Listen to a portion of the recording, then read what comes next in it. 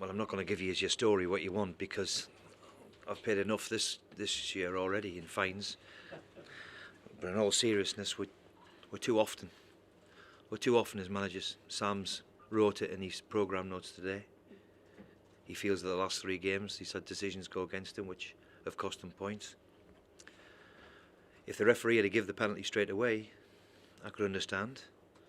He didn't, and we've got video evidence of that. I asked him if he gave the penalty. He said he did.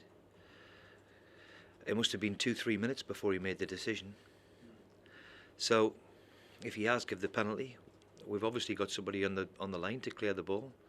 So we must have somebody in line with them, so it's not really denying a goal scoring opportunity. And is it not sufficient just to say, okay, a bit of common sense, if he thinks it's a penalty, which he didn't at the time, then just give the penalty and let us play with 11 men. And I'm convinced if we have 11 men that we take something from this game tonight. With 10 men, for me, we're still the better team. With 11, obviously that would have been easier. No. No. I honestly, because McGregor's obviously got injured, I honestly think that's made the decision for the referee, that he's in a bad way, and McGregor is in a bad way. But he's missed a blatant handball because he's handled it. So it's a calamity of errors. But what makes it worse, if he gives the decision okay and he's not too sure about it, then how does he send the player off? And I think there's no more common sense anymore. There's people marking them in the stands and they get paid handsomely. You know, and too often we're sitting here talking repeatedly. Every manager who I see is talking about a decision that goes against you. And for me, it's too often. We have to do something about it. They've got to improve.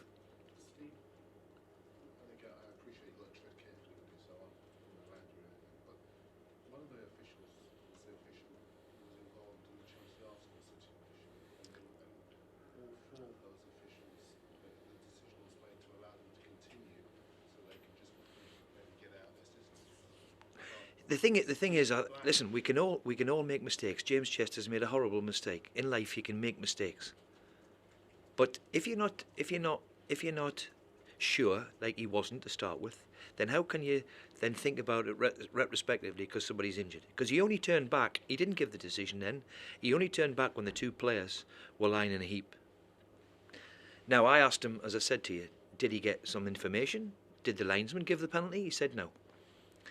Then he didn't give the penalty. He played on, and we only stopped the game because of the injury to the 2 players. I think, Steve, Eh? Wait, that's what I'm saying. It is blatant handball. So it's the blatant handball, and it's a calamity of errors which we keep talking about. What Darren's saying is the same assistant who's had all that at the weekend got involved in another today. He's now Was it him? Was it him at the far end? Yeah. It was him. Oh, there you go.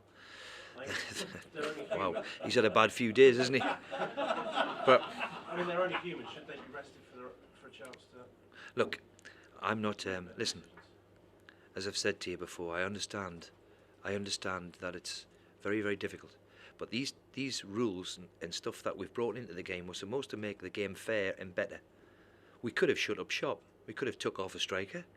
Right, took off a striker, put everybody back behind the ball, played and hoped that we nicked something from it. We decided against it, and there's thousands of people paid big money. Now they've gone away happy because they've won. Well, some of them are, but some of them aren't. But as I said, too often we're talking about decisions. We're talking about decisions last week, West Brom for us, talking about decisions at Tottenham. And with the big stakes, we've got to improve the standard. Because it's just every week in and week out. Steve, shouldn't the LMA do more about this? Well, what can we do? What can we do? I mean, and you know, I don't want to come here and keep criticising individuals, but every week we're talking about big decisions. Chelsea the weekend, every game you talk about, we're talking about, and these now are big stakes, and we've had some horrific ones away from home.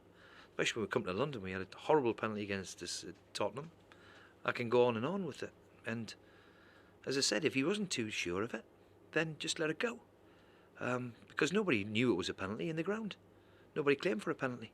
until the two players were injured. Who do you think told him sort of I don't know. He told me he made the decision. The linesman was talking to him a lot. Well, we don't know that, do we? But he told me half time that he made the decision, nobody else. And then when you look at him, he doesn't make the decision at all. At all. He turns back 10 seconds later to analyse the whole thing. Then he gives the penalty, and then he starts talking. how is Alan McGregor?